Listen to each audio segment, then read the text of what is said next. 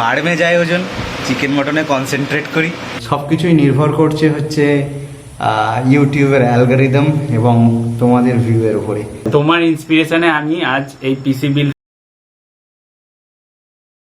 Hello guys, welcome back to a new video. বলেছিলাম আজকে জামাই ষষ্ঠী স্পেশাল ব্লগ তৈরি করব, তো জানি না কতটুকু ভালোভাবে করব। তো যাই হোক, শুরুটা তো করলাম, দেখা যাক এই ব্লগের শেষ কোথায় হয়। তো এখন বাজে হচ্ছে টাইম 9:30। তো আজকে কোচিং সেন্টারে খুব সকাল সকাল গেছি, খুব সকাল সকাল ফিরে পড়েছি, কিন্তু বেরোতে আমার লেটই হয়ে গেল। প্রিয়াঙ্কা অনেক লেট করে ফেলেছে, আধ ঘন্টার মতো লেট। 9টার সময় বেরোনোর কথা ছিল, এখন 9:30 বাজে, আধ ঘন্টা লেট। তবে চিরকালই খাওয়া দাওয়ার প্রতি আমার কোনো একটা সেই এক্সাইটমেন্ট আমার নেই যেটা প্রিয়াঙ্কার আছে। তো সেই জন্য খুব একটা ফিল না হলেও তো একটা বেশ ফিল গুড ব্যাপার থাকে। চলো কথা না বাড়িয়ে বেরোনো যাক। এসেই খাওয়া দাওয়া শুরু করে দিয়েছি। শুরু হয়েছে হচ্ছে চিংড়ি, মুরগি আর ফল দিয়ে, সঙ্গে তরকারি নেওয়া হয়েছে। এমনিতেই ডায়েট করছি, ডায়েট করার জন্য মিষ্টি খাওয়া তো একদমই বন্ধ। সেই জন্য মিষ্টি দইয়ের জায়গায় টক দই, আর সন্দেশের জায়গায় একটুখানি চিড়ে মুরগি, অনেক কম চলছে। এই কয়েকদিন ধরে যা যা ওজন কমিয়েছি সমস্ত ওজন আবার বেড়ে যাবে। জামাই ষষ্ঠীতে শ্বশুরবাড়ি এলে ছোটদাভাইয়ের ঘরটা পুরো আমি দখল করে নিই। এটা এখন আমার ঘর। ছোটদাভাই গেছে ছোটদাভাইয়ের শ্বশুরবাড়িতে, আর আমি আমার শ্বশুরবাড়িতে এসেছি। আর এই ঘরটা আমি আজকে সারাদিন আমার কাছে বুকিং। তো আমি আজকে ল্যাপটপটা একটু এখানে নিয়ে এসেছি, কাজ টাজ করবো। আর একটা জিনিস বেশ ভালো করে রিয়েলাইজ করছি যে আজকের খাওয়া দাওয়ার কন্ট্রোল করতে পারবো না। মানে ওজন টোজন সমস্ত যাবে, শরীর এক্ষুনি থেকে মনে হচ্ছে যেন হেভি ফিল হচ্ছে। সকাল থেকে বেশ চব্বচস্ত খাওয়া হয়ে গেছে। তো এখন অলরেডি 1 ঘন্টা ঘুমও দিয়ে দিয়েছি। তো এবারে একটুখানি টুকটাক কাজ টাজ করবো, ভিডিও এডিটিং করবো, কিছু বাকি আছে। গীতা নিয়ে এসেছি, গীতা পড়বো। মটন চাকছি, যত দেখছি 2 কেজি মনে হয় ওজন বেড়ে যাবে। আহারে, প্রথমে মনে কষ্ট হচ্ছিল যে চিকেন মটন এসব খেলে ওজন বেড়ে যাবে। তারপরে মনে হলো বাড়মে যায় ওজন, চিকেন মটনে কনসেন্ট্রেট করি। হ্যাঁ, খাসির মাংস খাওয়ার আগে প্রেশার মেপে নিতে হবে। হ্যাঁ, উঠে আর একবার চান করতে হবে। তো না, তো খেতে বসেছি লাঞ্চে, ওটা 3টে বাজে চললো। সকালবেলা খ্যাটন বেশি হয়েছে বলে সেই জন্য দুপুরবেলা এরকম অবস্থা। তো চলো শুরু করা যাক। খাওয়ার সামনে থাকলে বেশি বকবক করতে পারি না। কিন্তু নুন খাও না, ওটা নুন দিয়েছি। নুন দিতে আর খাওয়া দাওয়ার পরে লম্বা একটা রেস্ট নিয়ে আবার বিকালবেলা, এখন বাজে হচ্ছে 6টার সময় বসেছি হচ্ছে ফল নিয়ে। তরমুজ, আম, আপেল, তার সঙ্গে আনারস খাওয়া শুরু করে দিয়েছি। তো গতকাল জামাই ষষ্ঠীতে ভাবলাম যে ভালো করে ব্লগ তৈরি করব, কিন্তু সেইভাবে ব্লগ তৈরি করতে পারিনি। অ্যাকচুয়ালি এই ধরনের খাওয়া দাওয়ার যে ব্লগ কিভাবে তৈরি করে সেটা নিয়ে কোনো রকম ধারণাই নেই আমার। আর খাওয়া দাওয়া নিয়ে কোনো কিছু কথা বলতেও আমার একটু হেজিটেট লাগে, কারণ সেই খাবারটা কেমন, কি খাচ্ছি এগুলো দেখানোটা ঠিক আমার কাছে অতটা শোভনীয় লাগে না। সেই কারণে চেষ্টা করেছিলাম ব্লগ তৈরি করতে, কিন্তু সেইভাবেও করতে পারিনি। তো এই হোক, দীর্ঘ 3 মাস ধরে আমার চ্যানেলে কন্টিনিউয়াস ভিডিও দিয়ে গেছি, কনসিস্টেন্সি মেনটেন করে গেছি, এবং সেই অনুযায়ী চ্যানেলের দেখলাম যে গ্রোথ হয়নি। তো হচ্ছে গ্রোথ, রিচ আছে। তো প্রথম চ্যানেলের রিচ একটুখানি ডাউন থাকে, ধীরে ধীরে চ্যানেলের রিচ বাড়ে। তো এখন জাস্ট প্রথম বলে একটু রিচ কম আছে। আশা করছি এটা ঠিক হয়ে যাবে মোটামুটি আরও 1 মাস কন্টিনিউ করলে। তো সেই জন্য এখনও আমি এই কন্টিনিউ করব, এই কনসিস্টেন্সিটা মেনটেন করব মোটামুটি আরও 1 মাস। তারপরে দেখা যাক কি হয়, তারপরে ডিসাইড করব এই চ্যানেলের ভবিষ্যৎ কী হবে। আমি বলেছিলাম যে আমি 3 মাস কন্টিনিউ ভিডিও দেওয়ার পরে আমি দেখব যে আমার চ্যানেলের পজিশন কোন জায়গায় গিয়ে দাঁড়াচ্ছে, সেই অনুযায়ী আমি পরের কথা ভাববো।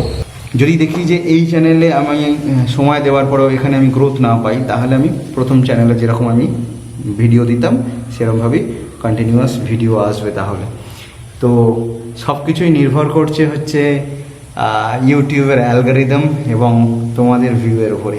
দেখা যাক কি হয়। তো ফুল মুখ কভার করে নিয়েছি, দেখতেই পাচ্ছ এখন দুপুরবেলা কটা বাজে। বেরোচ্ছে হচ্ছে ভান্ডারহাটি ডাক্তারখানার জন্য। তো বেরোতে বেরোতে অনেকটা দেরি হয়ে গেল। তো এই প্রচণ্ড গরমে ফুল স্লিভ শার্ট পরে নিয়েছি, হাতে গ্লাভস নিয়ে নিয়েছি।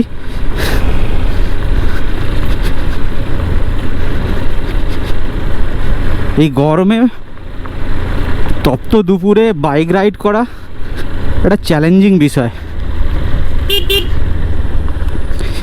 কিন্তু কিছু তো করার নেই। গতকাল রাত্রে হালকা ঝড় বৃষ্টি হয়েছিল, তবে সেটা মিনিট 15।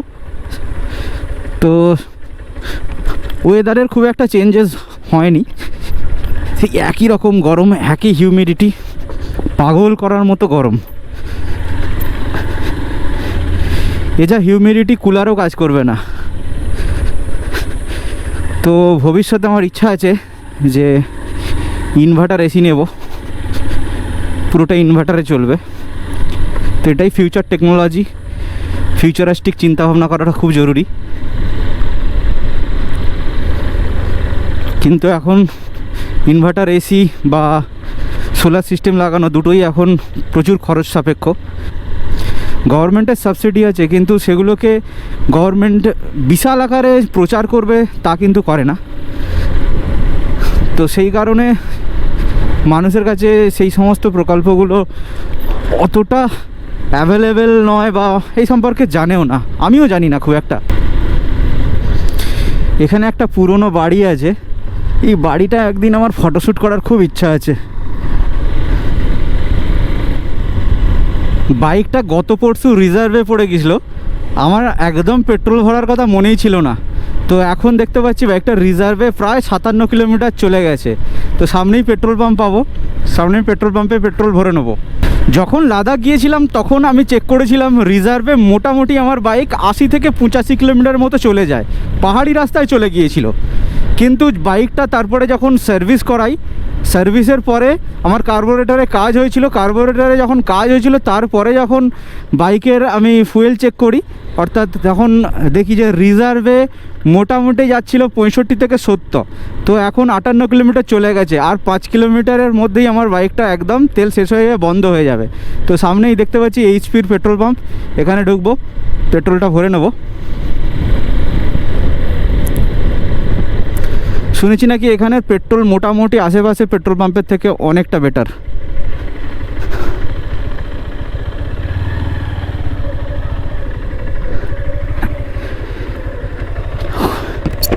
ওয়ান 1020।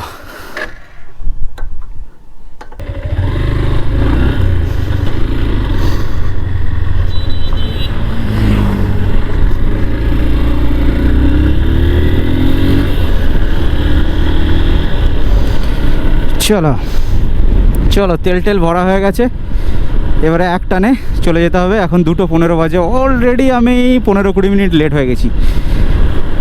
2:30টার মধ্যে ঢুকতে বলেছিল, তবে 2:30টার মধ্যে আমি ঢুকতে পারবো না, তবে 2:45 বা 2:50-এর মধ্যে ঢুকে যাব। এই যে রাস্তাটা এখন আমি যাচ্ছি, এইদিকে সোজা গেলে চলে যাব হচ্ছে ডানকুনি, আর আমার পিছন দিকে হচ্ছে চাঁপাডাঙ্গা আরামবাগ। আর এই সামনে এখান থেকে একটা রাস্তা কাট আছে, এটা হচ্ছে হরিপাল। 2018 কালিম্পং, 2019 গুরুদংমার, 2021 রাজস্থান, সমস্ত কিছুই হচ্ছে এই রাস্তা দিয়ে আমরা ধরেছিলাম হচ্ছে ন্যাশনাল হাইওয়ে। ডান দিকে যে রাস্তাটা বেরিয়ে গেছে, এই রাস্তাটা সোজা চলে গেছে সিঙ্গুর, সিঙ্গুরে গিয়ে হাই রোডের সঙ্গে কানেক্ট করছে। আর এই সোজা যে রাস্তাটা আছে সেটা হচ্ছে বইচি হয়ে হাই রোড ক্রস করছে। দুটো রাস্তাই আমাদের পক্ষে সেম হাই রোড ধরার জন্য। আগে এই রাস্তাটা খারাপ ছিল, সেও হিসেব মতো দেখতে গেলে সিঙ্গুর ধরি আর বইচির রাস্তায় ধরি, দুটোই এখন হচ্ছে মাখনের মতো রাস্তা। তো তোমরা দেখতেই পাচ্ছ রাস্তা, কিছুদিন আগেই রাস্তাটা তৈরি হয়েছে, মাস দুয়েক আগে। এখন 2:30 বাজে। অন্য দিনে এই রকম টাইমে যে ধরনের হিটওয়েভ থাকে রাস্তায়, এখন সেই ধরনের হিটওয়েভ আমি পাচ্ছি না। মোটামুটি হাওয়া দিচ্ছে বলে অতটা হয়তো কষ্ট হচ্ছে না, তবে হিউমিডিটি আছে। তো পৌঁছে গেছি ডাক্তারখানাতে, ভান্ডারহাটিতে। আমার টাইম লাগলো 40 মিনিট। 40 মিনিটের মধ্যে ঢুকিয়ে দিয়েছি। গ্রেট, ভালোই টেনেছি তার মানে।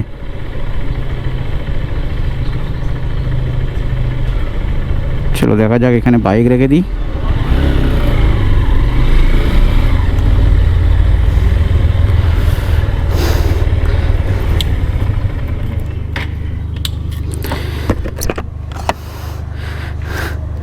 চলো ক্যামেরা বন্ধ করি।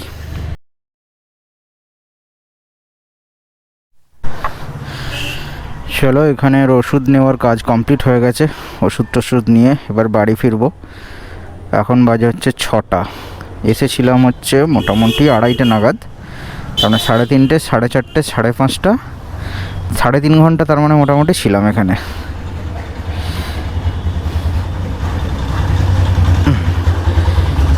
ইভিনিং টাইম, রাস্তায় জ্যাম পাবো।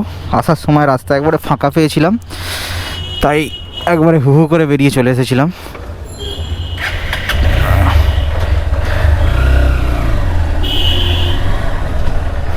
চলো,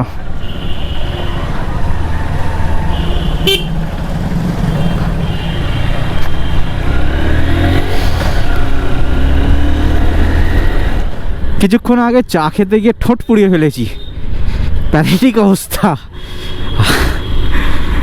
তো ঠোঁটটা জ্বালা জ্বালা করছে, ঠোঁটে কোনো সার নেই। তবে হ্যাঁ, একটা ভালো কথা, জিভটা পড়েনি।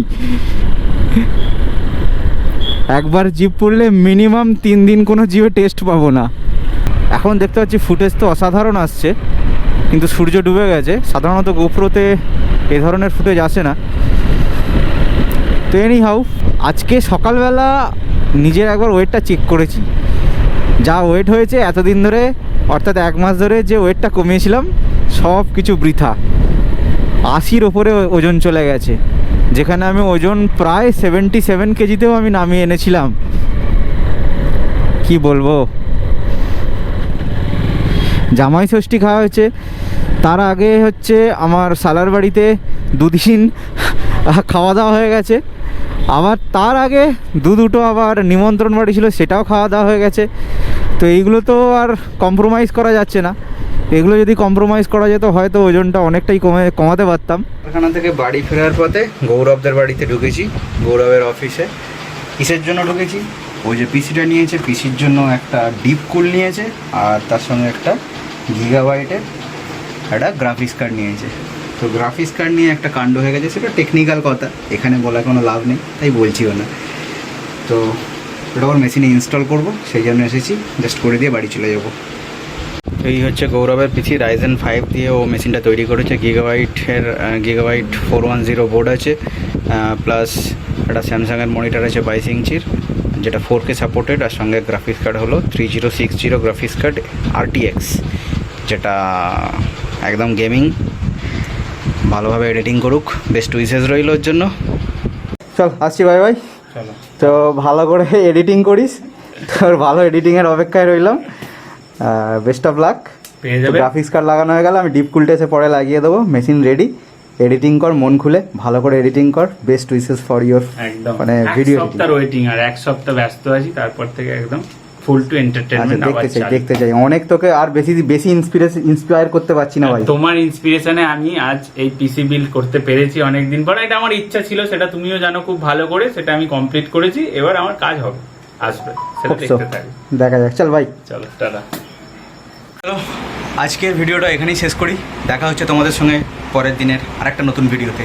ততক্ষণের জন্য বাই বাই।